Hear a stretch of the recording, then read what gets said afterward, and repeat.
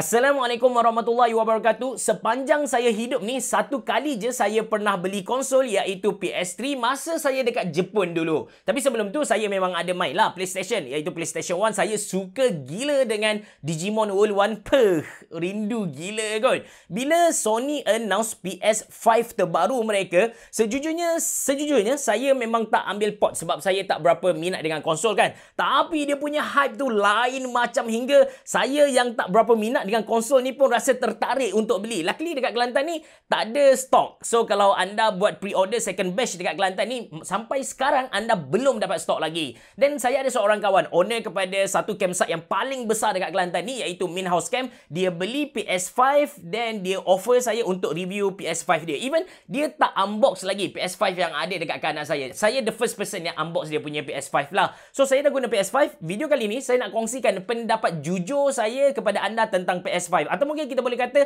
adakah berbaloi untuk seorang PC gamer beli PS5? Satu topik yang sangat hangat diperdebatkan. Anda bersama saya, Ashraf Jeffrey, dalam channel YouTube Mona Lisa. Kalau anda belum tekan butang subscribe, pastikan anda tekan butang subscribe dan juga button loceng yang ada di tepi dia. Jom!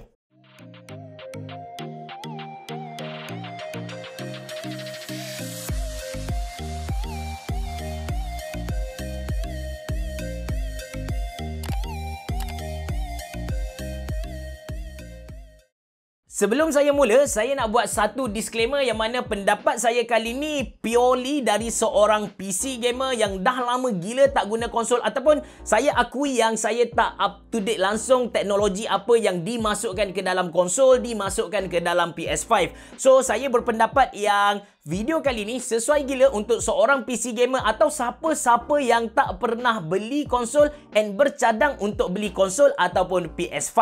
Okay, kita start dengan design dan juga exterior PS5 ni. Kalau compare dengan PC, size PS5 ni kita boleh kata kecil. Dia macam PC yang bersaiz ITX lah.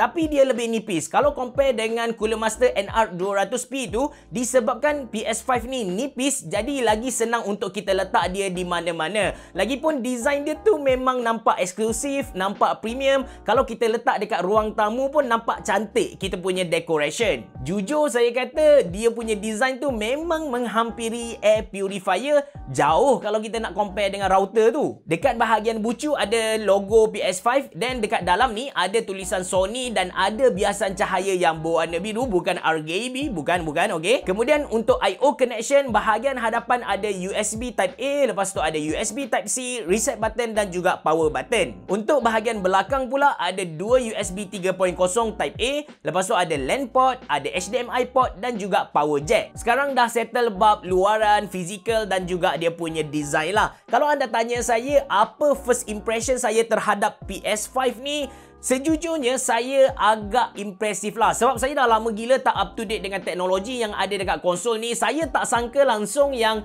hardware dan juga performance PS5 ni dah betul-betul menyaingi performance gaming PC lah. But still bagi saya gaming PC lagi bagus dari PS5 dari segi performance.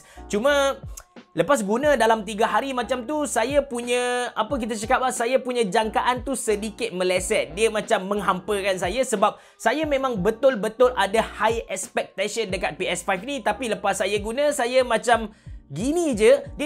Dia bukan teruk, dia tak teruk. Tapi saya sepatutnya macam wow kan. Tapi bila guna tu dia macam ni PC pun ada. Dia something like that lah. Dia tak mampu menyaingi saya punya jangkaan awal lah. Okay, saya kongsikan. Yang pertama tentang satu perubahan yang paling besar ada dekat PS5 ni, which is dia punya DualSense controller ni. Kalau tengok mana-mana review untuk PS5 ni, orang akan puji DualSense controller ni gila-gila punya lah. Saya tak nafikan yang DualSense controller ni memang power, memang best bila kita guna. Dia macam dekat every single surface yang ada dekat DualSense controller ni, dia mampu berinteraksi dengan kita punya tangan ni. Bila dia bergerak dekat atas ni, kita dapat rasa dekat atas. Bila dia bergerak dekat bawah, kita dapat rasa dekat bawah. Dan bila kita bergerak dari satu kawasan yang rumput dia nipis sampai ke rumput tebal, kita dapat rasa yang kita bergerak, betul-betul bergerak dari rumput yang nipis hingga rumput yang tebal tu. Dia punya trigger button dekat atas ni, kalau kita tarik anak panah tu, kita dapat rasa yang rintangan tu, elastik punya getah tu, kita dapat rasa dengan betul-betul.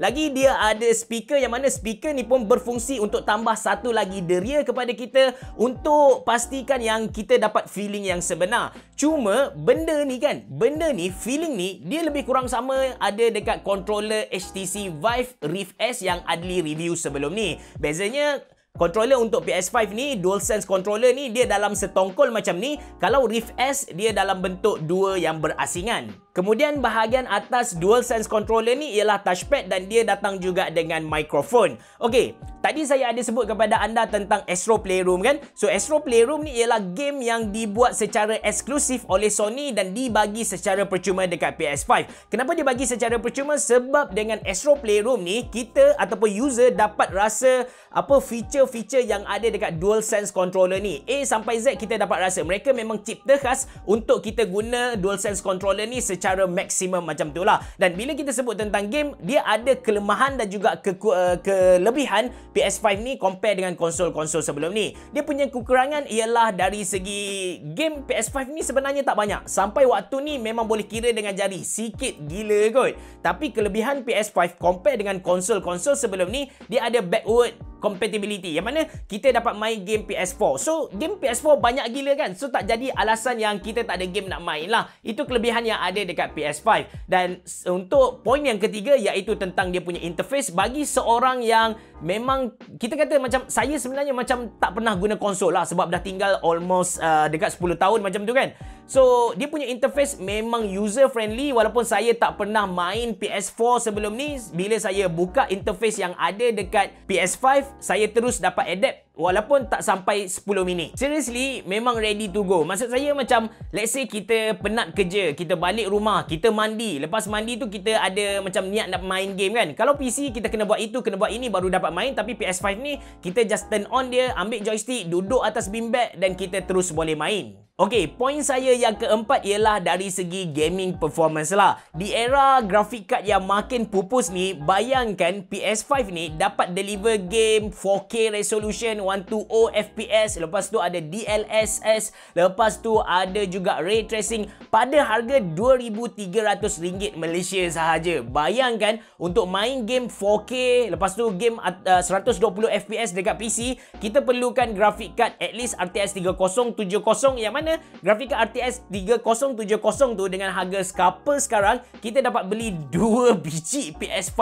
kot. Dari segi dia punya hardware tu, okey, PS5 ni dia pakai prosesor Ryzen Zen 2 8 core 16 thread. Lepas tu dia punya graphic card pun dia pakai AMD Radeon yang ada ray tracing, RAM dia 16GB dan SSD 825GB. Macam saya bagi tahu tadi, kalau dekat PC at least kita kena pakai RTX 3070. Kalau kita tengok pada market sekarang, RTX 3070 ramai yang jual pada harga RM5,000 Malaysia. Dan kalau kita campur dia punya prosesor, lepas tu dia punya RAM, motherboard, PSU, casing dan sebagainya, at least kita perlukan sebanyak RM8,000 Malaysia baru dapat compete dengan performance yang ada dekat PS5 ni. So, bila saya list down balik, lebihnya PS5 ni ialah dia punya DualSense controller. Walaupun saya kata yang benda ni biasa-biasa je, tapi still benda ni baru untuk siapa-siapa yang tak pernah guna HTC Vive Rift S lah. Seriously, semua orang patut enjoy feature ni. Dan interface dia sangat senang digunakan. Performance untuk PS5 ni padu gila pada harga yang gila-gila affordable untuk tahun 2021 ni. Dan dia ada backward compatibility untuk kita main game PS4. Dalam erti kata lain, ada banyak game yang kita boleh main kalau kita beli PS5 sekarang. Walau bagaimanapun, semua benda tadi tak menyebabkan saya rasa nak belilah PS5. Memang betul, saya akui pada peringkat awal masa Sony lancarkan PS5 tu, saya dengar berita itu, berita ini, tengok video tu, tengok video ni, saya rasa nak beli. Dia punya hype tu lain macam je. Tapi bila saya dah test sendiri, saya dah experience sendiri, saya batalkan niat saya tak akan beli PS5 lah. Memang betul PS5 ataupun konsol ni lebih kepada siapa-siapa yang nak santai, ready to play, something like that. Tapi disebabkan PC dapat buat banyak benda yang PS5 tak boleh buat, saya akan decide akan setia bersama dengan PC saya. Lagipun PC saya padu gila kot, takkan saya nak beli benda lain kan. Cuma saya tak nafikan, katakan anda ada PC tapi PC anda cap ayam, tak boleh main game 4K, ataupun anda tak ada apa-apa, anda nak satu konsol ataupun PC yang dapat main 4K pada harga yang gila-gila berpatutan, anda patut beli PS5. Bayangkan harga graphic card pada SRP sekalipun, untuk main game 4K kita perlukan RTX 3070 yang harga SRP paling murah pun RM3,000 RM299 Malaysia. So kalau kita compare dengan PS5, harga dia RM2399, jauh PS5 lagi murah lah. So berbaloi gila untuk kita beli. Cuma anda kena ingat lah, kalau nak main 4K resolution, anda kena ada monitor 4K. Sekali lagi saya nak berterima kasih kepada owner PS5 ni dan juga owner kepada Min House Camp, campsite yang terbesar ada dekat Kota Baru, Kelantan ni, sebab bagi saya pinjam dia punya PS5. Dan untuk siapa-siapa yang kita cakap tak tahu nak bawa family ke mana, tak tahu nak bawa amoy, awek ke mana waktu malam, sebab dekat Kelantan ni tak ada pawagam kan. So anda boleh bawa ke Min House Camp. Terima kasih kerana menonton. Berewah. Jumpa lagi.